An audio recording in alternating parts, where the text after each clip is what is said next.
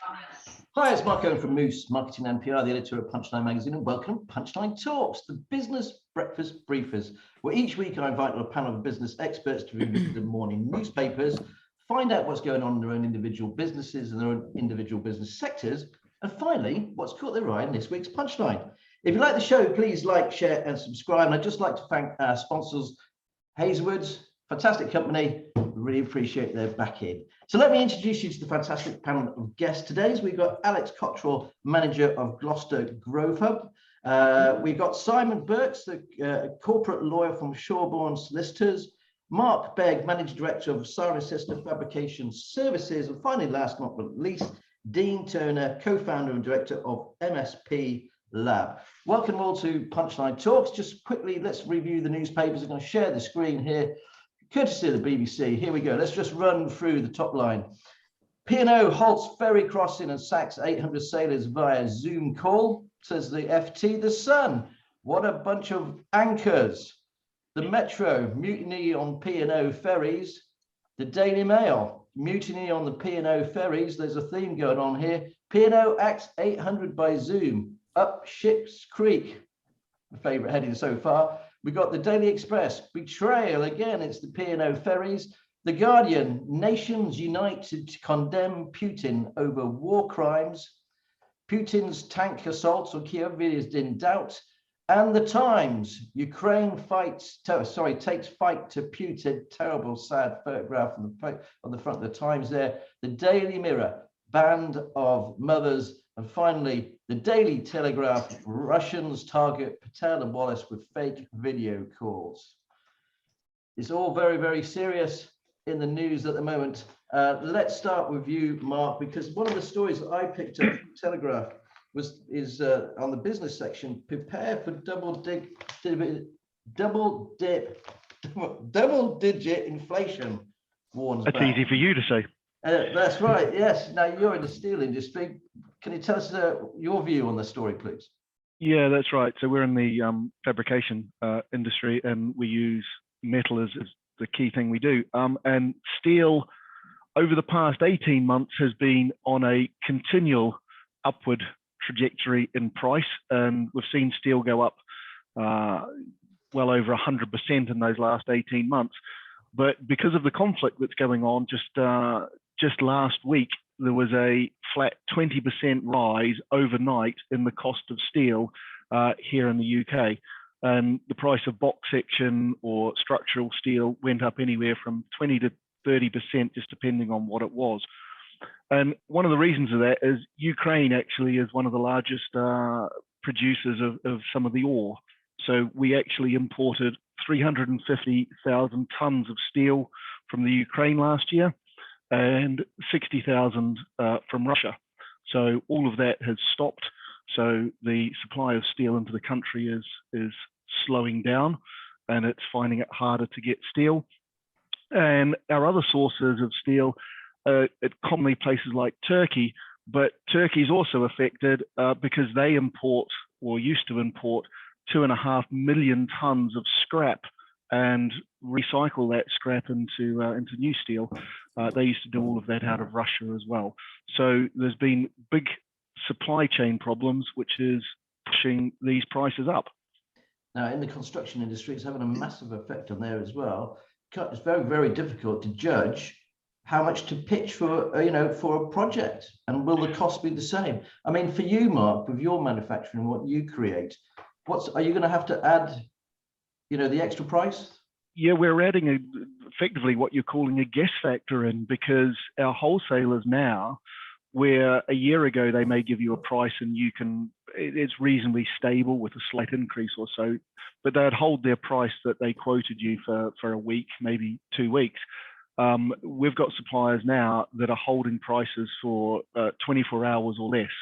So it's very hard to be able to quote for something when you have no idea what price is going to go up. And there's several contracts where, because of the price hike last week, we've had to go back to several of them and say, look, we can't afford to do this because 20%, you can't swallow that, or you can't swallow it very easily when you're working on tight margins. And what are the customers saying? Are they going ahead with the projects, or are they really well, some of them some of them are being put on hold. Others are looking for alternatives, but this is across the board. So it's not just me; it's everyone within this sort of sector, and it's not just the steel as well. We're seeing prices, as you said, across the construction. So the cost of just wood and raw materials has been going up. We had shortages last year of chipboard and cement and all sorts of other things, and it is actually affecting right across the board. Even the farmers. You know, I live next to a large farm, and he's saying the price of fertilizers over doubled in the last month or so as well. So they're considering what they do for this year's crops, and if they don't put as much fertilizer, they don't get as much yield. So there's massive knock-on effects of all of this through construction right through to us in the public domain as well.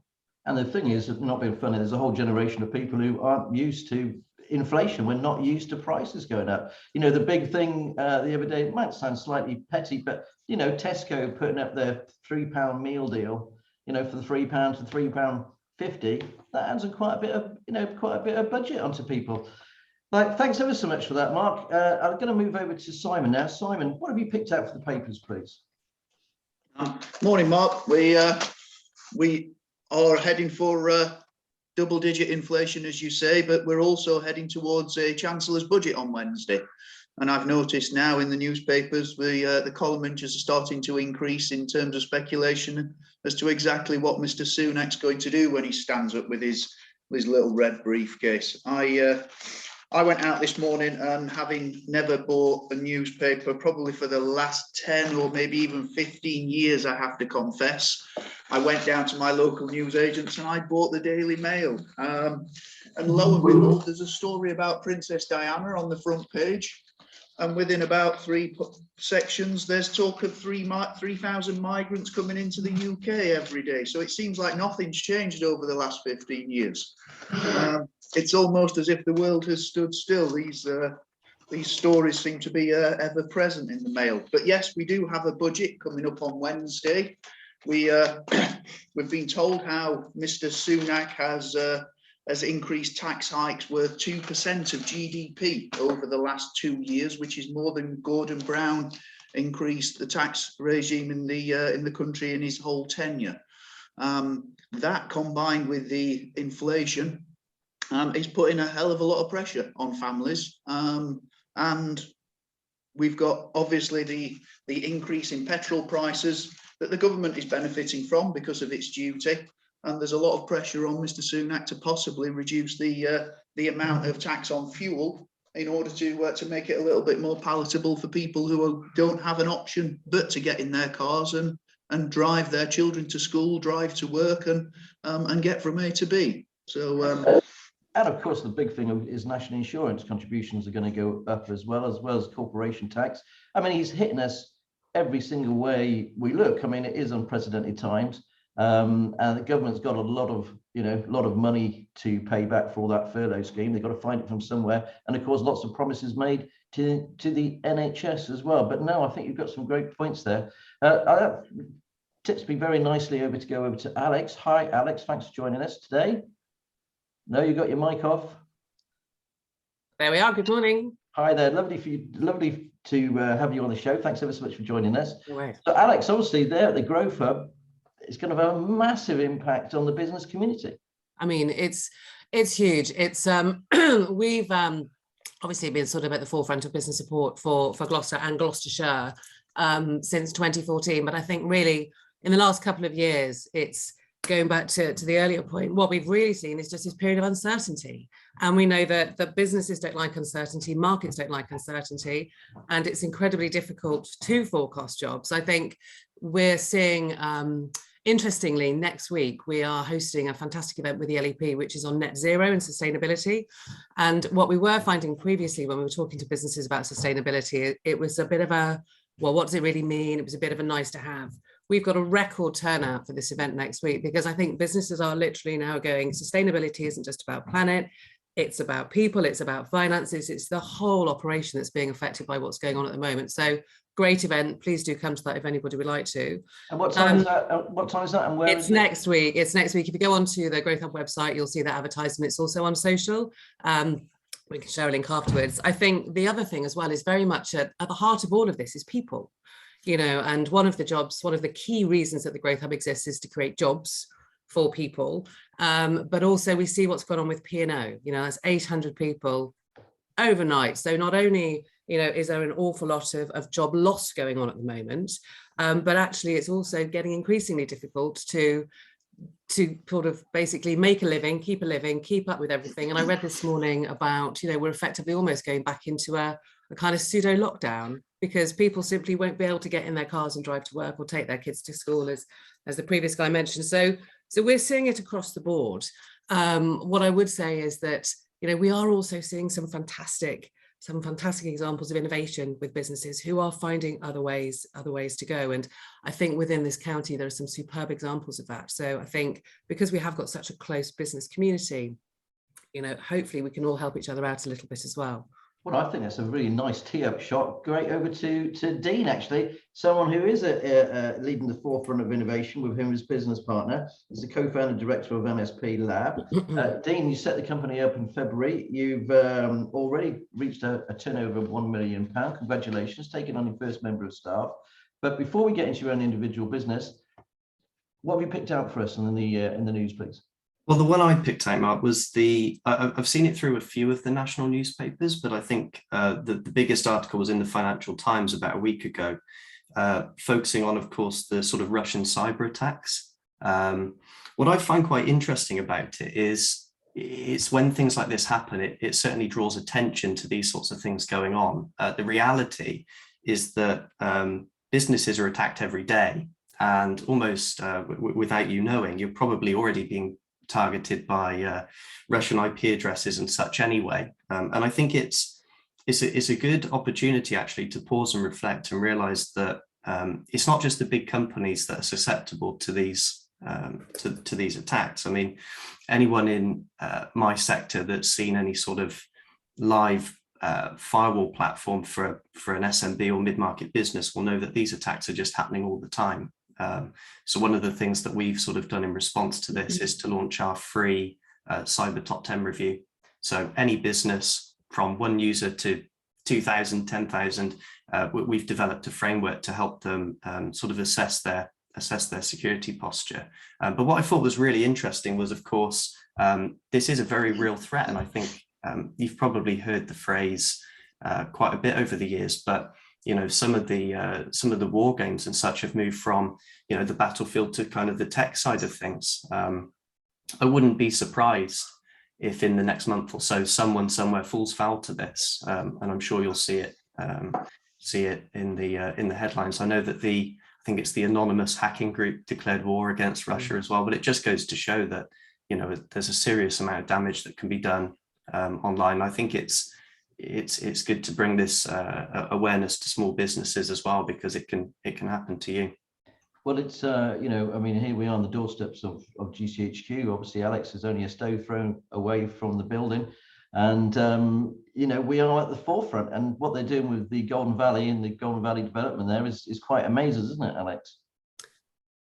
Yeah, it certainly is. I mean, I think it's a really, really good point that's just been raised, because again, I think it goes back to that sort of fact that for a lot of businesses, you sort of say cyber, and they think it's big picture. They think it's only for sort of the big corporates and stuff like that. And obviously, one of our key partners at the Growth Hub is Hub 8, where our hub is currently located in Cheltenham.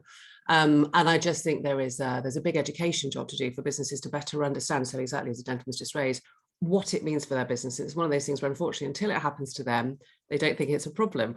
But this is one of the best times now, I think, for businesses just to get completely tooled up and skilled up on what these various things might mean to them, do a bit of myth busting, because there is so much resource. I mean, we are so fortunate in Gloucestershire that we've got such an amazing kind of cyber support, which obviously has got huge investment as well. But absolutely right. I think, the old traditional sort of idea, sort of perception that war happens on the street, it's not. It's the cyber stuff that's going to take businesses down as well. And I think Putin's going to get more aggressive. This is just the start of it. As the war goes on and he's losing it on the battlefield, God knows what he's going to do next. Thanks ever so much, Alex. I'm going to go back over to you now, Mark, about your own individual business, please, mate.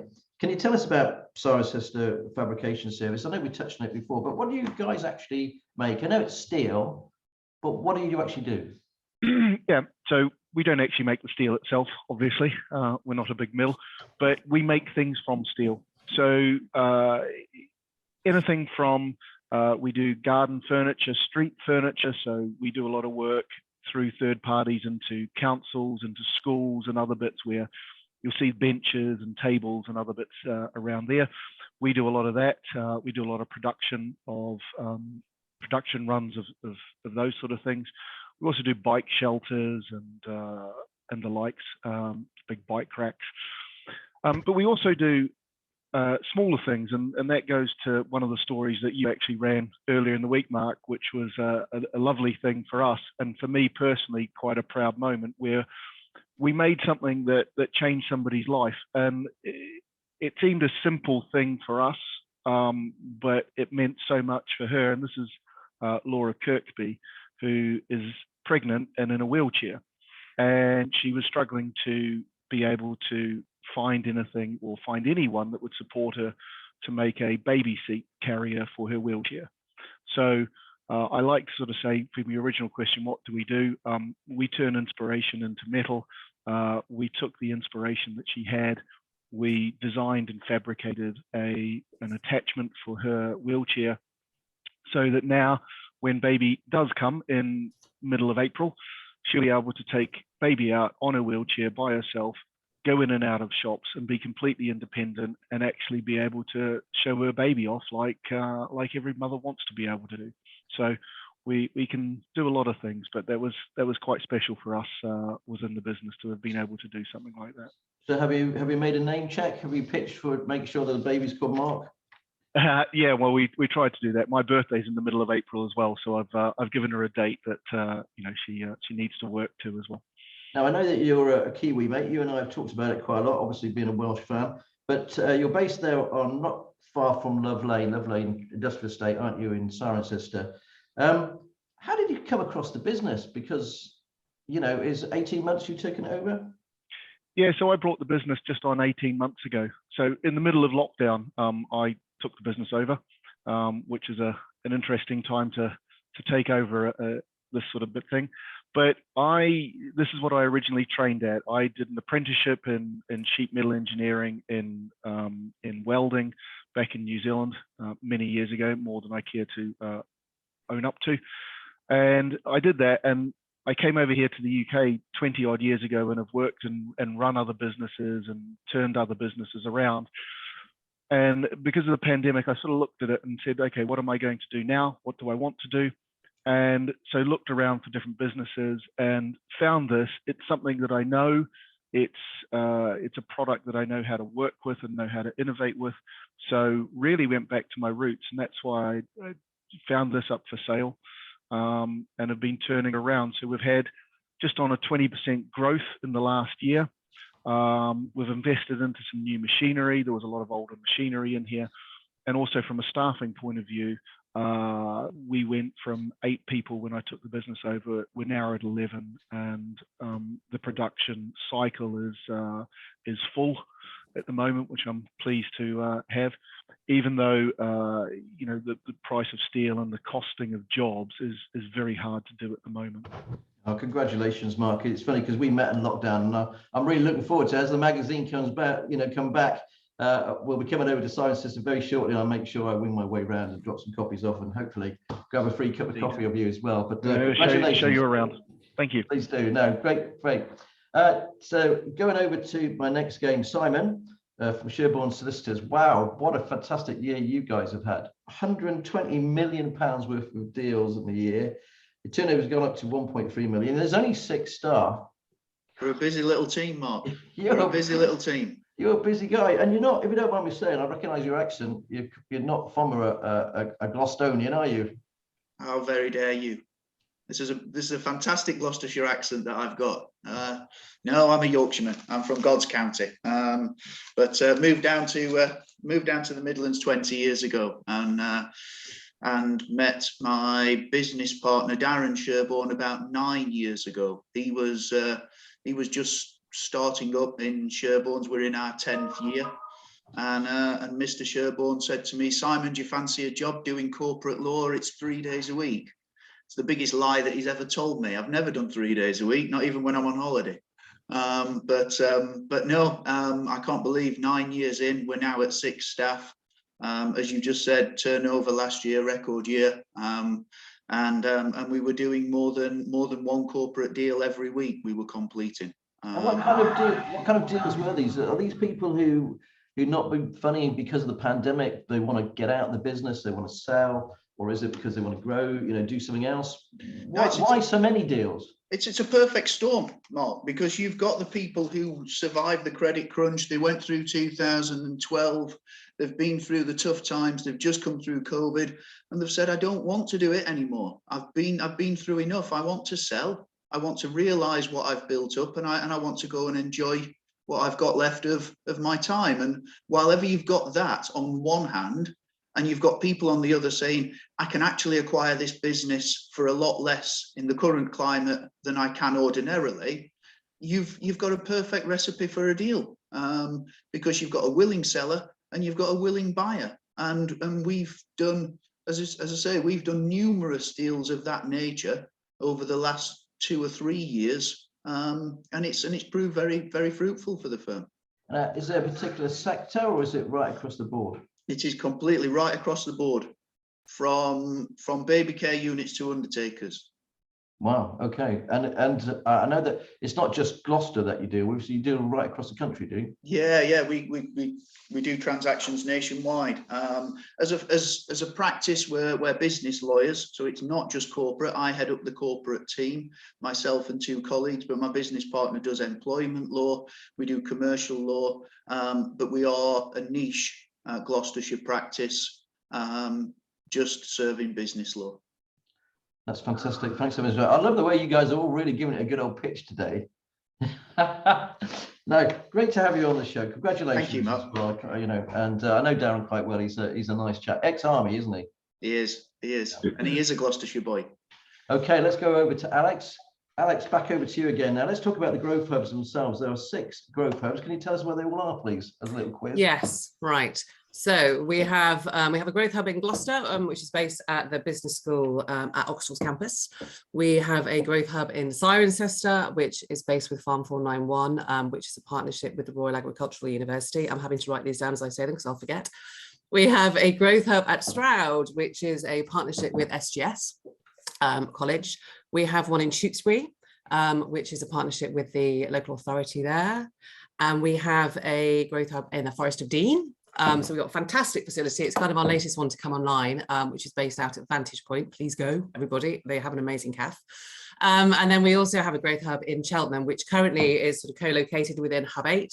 But I think in the summer, we'll be moving to its brand new, really exciting premises, which is the Minster Exchange project, which is just behind the library in Cheltenham. So that's fantastic. So all 6 growth hubs are fully operational. It's just that Cheltenham will be the last one to sort of cut the ribbon, if you like, in terms of its facilities. And I probably am the only person here that's, apart from yourself, who's been to every single one of them. In fact, I haven't been to the MX yet, but I've been to the others. And all you have the mini hubs as well. Don't forget, yeah. Right So across the board in all the libraries. We do indeed, yeah. So we've got hubs. We call sort of their access points, if you like. So we've got those across all 31 libraries across the county as well. And really, sort of the rationale for that is the whole point of the Growth Hub in Gloucestershire, but also across the country, is to try and simplify business support. One of the key reasons that we exist is a very large piece of work was done back in the day, looking at productivity for the UK. And one of the key barriers that was found was that the business support landscape was just too complicated. There was lots on offer, but people just didn't know where to start. So bring in the Growth Hub. So the idea of us is that we are completely fully funded in terms of business support. There is no cost to you to come and get business support from any of the hubs. And we're the people that know. So we're the people that know where you can go. We're basically the people that can signpost you to other areas of support, whether that's funding, but we also have consultants ourselves. So depending on the growth stage of your business, you can get up to 15 hours completely funded support to help you with your growth. We work with all sorts of businesses. We've worked with more than 10,000 businesses since we started. We have forecast created more than 1,000 jobs. it's all good news. We were obviously pretty critical during the pandemic with the distribution of some of the COVID grants. But what's lovely about the network across the county is that every growth hub is slightly different. Everyone's got a slightly different offer. But the central red thread that runs through all of them is that the business support is completely free. So that, you know, if I have to walk around town with a sandwich board, that will be the thing that I would say, because people sometimes just can't believe that it's free. They're like, what's the catch? There is zero catch. And if you go onto our website, you'll see we have a vast list of events and workshops. We can only do what we do thanks to businesses across the county. I think we've got a portfolio of about 50 delivery partners from businesses across the county who are specialists in various areas, who give up their time completely for free to run workshops and help upskill. So it is a brilliant, brilliant product. And I think it's also just worth noting that our Gloucestershire Growth Hub, I think, was ranked #1 in the country for customer satisfaction. So we're going to take that. We're going to take that. Well, I just want to say it is a fantastic thing. I wish I had it 20 years ago when I first started my business from the front living room. And they all are brilliant. And it's quite funny. You said they're all very, very unique in their own way. All the managers, everybody that work in there, I always find them absolutely wonderful to be. I'm not just bigging it up. They really are, because I've been there so much. And I just love the Forest of Dean. 3 times I've popped into the Forest of Dean now. 3 times I've sat there and I've met other people. And one of the things you didn't mention, you don't mind me saying, this is a fantastic place to network. I mean, why not rock there? Start, bring out a laptop, start a little bot, and before you know it, you're having a conversation about some business with somebody. It's how business gets done, and it is actually really nice, because we sort of, people often go, oh, well, what did you do through lockdown? And we had to digitize our service completely. So effectively, we shut down all the hubs, but we did more than we've probably ever done online. And we moved all of the events online, which in itself was great, because it meant that people who hadn't traditionally been able to get to a physical space could get engaged and get support. But we are now obviously all open again, and we've had a couple of major events now. And yesterday we had the second day of a 2-day management event, and you do just notice that magic happens when people are in a room together safely, obviously. But as much as I think everyone's done astonishingly, and we've learned lots of really good lessons from lockdown, there's just that whole kind of water cooler stuff that doesn't happen online. So yeah, we're really, really pleased with that. And despite all the costs and stuff like that, we are starting to see people sort of going back to a bit of a growth mindset as opposed to just a recovery mindset. Businesses are obviously still sort of paying back loans and all that sort of stuff, but there are green shoots. God, you're just teeing him up all the time. It's almost like we practiced. I know. Thanks so much. That leads me very nice to growth and to Dean. Dean, I mean, what a fantastic, successful year you guys have had. Can you tell us, please, a bit about MSP and Lab? Sure. So we are we're an IT services company. We span what I would call sort of consultancy, helping businesses to transform their IT, but we also deliver what we call tactical projects, so very focused IT infrastructure or cloud projects to help businesses achieve what it is they're looking to do, basically. We started the business in February 21, so we are just over a year of trading. In our first year, we did 1.1 million turnover. And that's just with the 2 of us. It's myself and my business partner, Adam. And in terms of a breakdown of the business, about 85% of our business, we've sort of ended up in quite a nice niche of dealing with private schools, independent and private schools nationally. Some big sort of school names that you'd recognize. The other 15% of our revenue and business is comprised of what we'd call corporate and enterprise. And that's dealing with anything from manufacturing to finance. We have a banking client. We deal with law firms. So we've got quite a nice spread of clients. Every day is different. As you said at the start, myself and Adam met with our new employee on Monday, and they start at the start of April, which is really exciting. A bit scary to take on our first employee, so to speak, but really good. We've had a really, really warm response. I think there's a few things that have sort of resonated with what Alex has said. One of the bits of advice we were told when we started the business was, despite all the sort of drama and drudgery that goes on, there's this very sort of British sense of asking for help.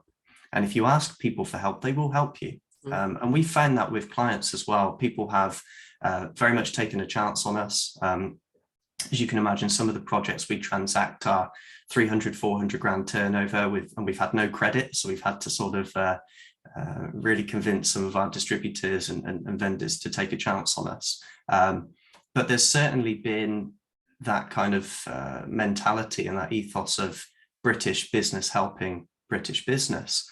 But also, I think it's worth sort of noting that one of the reasons why we started the business was the company we were working for. Adam and I were previous colleagues. There was very much this mentality of let's contract, let's furlough people, let's make people redundant. There was an awful lot of uncertainty, and I think through osmosis that was apparent to our clients. And what myself and Adam have found is that actually being that beacon of confidence and that beacon of hope almost has really instilled confidence in particularly in our market, and that's attracted business. For the first time in our IT careers, the phone rings. You know, people have sought us out and people want to do business with us, and they're sort of enjoying kind of the positive approach that we have. And as Alex says, I think, you know, a lot of businesses too that we work with, including schools, are looking to grow. You know, we were in Scotland last week with a prestigious independent school. They're looking to increase their headcount by 20% over the next 5 years. You know, and of course that's going to require some level of IT. So I think across all sectors, everyone's looking to recover and grow and get out of that sort of contracting mindset. And I think the businesses that will do well are the ones that also follow suit. Well, it's funny, when I met you guys, you and Adam, I mean, it's just your enthusiasm just comes across so well. It's just amazing. It was great. It was great fun. We did a little photo shoot down by the docks. The guys got a double page spread in the next issue of the magazine. So no, that's great, Dean. Congratulations on that. So anyway, we're kind of running out of time now, guys. We've got around 3 minutes left. Let's quickly wrap through what's caught your eye in this week's Punchline. So I'm going to start with you again, Mark. What's caught your eye in the story? Are you going to pick out your own story again? No, I won't do mine. But I think amongst all the doom and gloom, and we've mentioned it a couple of times, and even the people here, there are positives around the county, and there's a lot of businesses actually not just growing but thriving within this at the moment. And a lot of that is you know, people are wanting to buy local, wanting to buy from the county, but we have a lot to offer. And the one I'm actually picking up on was earlier in the week, and that's actually the Four Angels Bakery. I actually met Andrea Stevens a couple of weeks ago at a Growth Hub event, at an innovation seminar, and you know, that them for me is a great story. Their growth, they're expanding, they're just moving into a new multi-million-pound premises to be able to keep up with the demand and the innovation that they do.